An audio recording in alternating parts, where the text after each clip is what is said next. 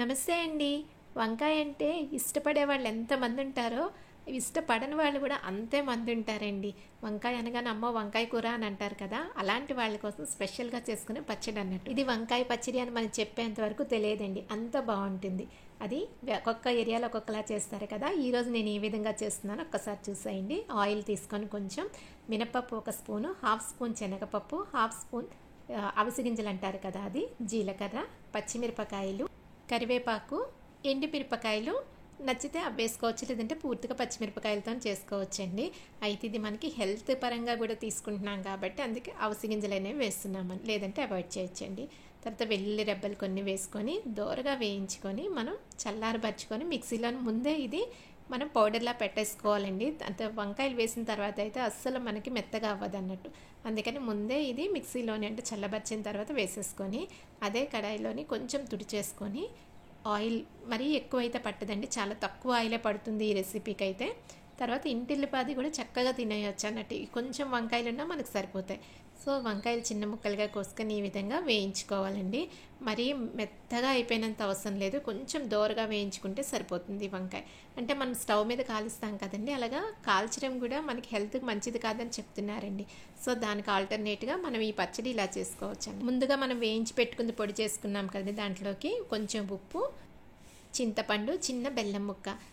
చింతపండు ఇష్టం లేని వాళ్ళు లాస్ట్లో నిమ్మకాయ కూడా వేసుకోవచ్చు అన్నట్టు. మనకి వంకాయలు ఆల్మోస్ట్ మగ్గిపోయాయి కదండి. ఇప్పుడు చిన్న పసుపు అయితే వేసుకున్నాం, పసుపు లేదా మనకు వంటలు కంప్లీట్ కావు కదండి. చిన్న పసుపు వేసుకొని కలిపేసుకొని చల్లబరుచుకొని పక్కన పెట్టేసుకోవాలి. ఈ పచ్చడి అనేది మనకి చాలా తొందరగా అయిపోతుందండి. అంటే వంకాయలు కాల్చి చేసేదానికన్నా ఇలా చాలా తొందరగా అయిపోతుంది. అందులోని టేస్ట్ కూడా చాలా బాగా వస్తుందండి. ఒక్కసారి మీరు ట్రై చేసి చూడండి. ఈ నూనెలో మగ్గిన వంకాయలు ఇప్పుడు మనం మిక్సీలో వేసుకొని మనకి మెత్తటి పేస్ట్ లాగా అన్నా చేసుకోవచ్చు, లేదంటే కొంచెం బరకగా అన్నా చేసుకున్నా బాగానే ఉంటుందండి. ఈ పచ్చడి అయితే రెడీ అయిపోయింది.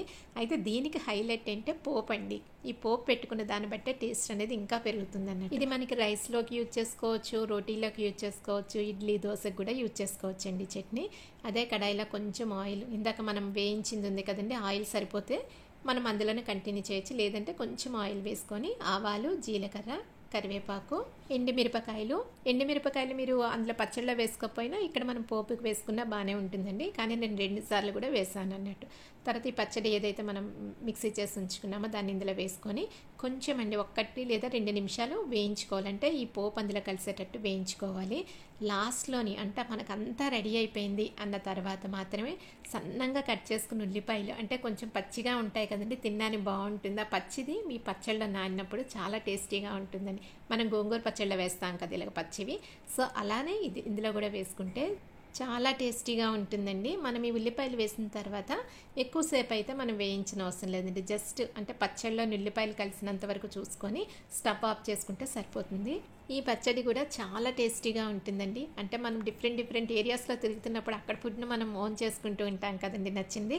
సో నాకు ఇది వన్ ఆఫ్ ద బెస్ట్ అన్నట్టు, నాకు చాలా బాగా నచ్చింది ఈ పచ్చడి. మీరు ట్రై చేసి చూడండి. నచ్చిందా లేదో కామెంట్ రూపంలో తెలియచేయండి. Thank you for watching.